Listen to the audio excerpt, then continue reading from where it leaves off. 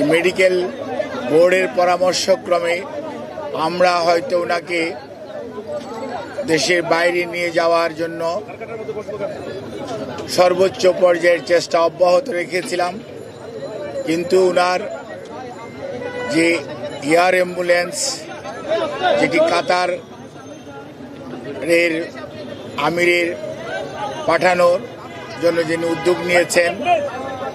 সেই এয়ার অ্যাম্বুলেন্সের কারিগরি ত্রুটির কারণে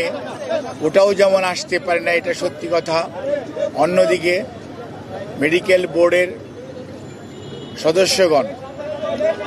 জরুরিভাবে মেডিকেল বোর্ডের সভা করে এবং একসাথে বসে যুক্তরাষ্ট্রের ১ নম্বর জিম চেইন গোল্ডস জিম এখন আবারও বাংলাদেশে বসুন্ধরা আবাসিক এলাকা ও বসুন্ধরা সিটি শপিং মলে সিদ্ধান্ত নিয়েছিল যে ওই মুহূর্তে ওনার ফ্লাই করার সঠিক হবে না। সেজন্যই আমরা ওনার যে বিদেশ নেওয়ার যে বিষয়টি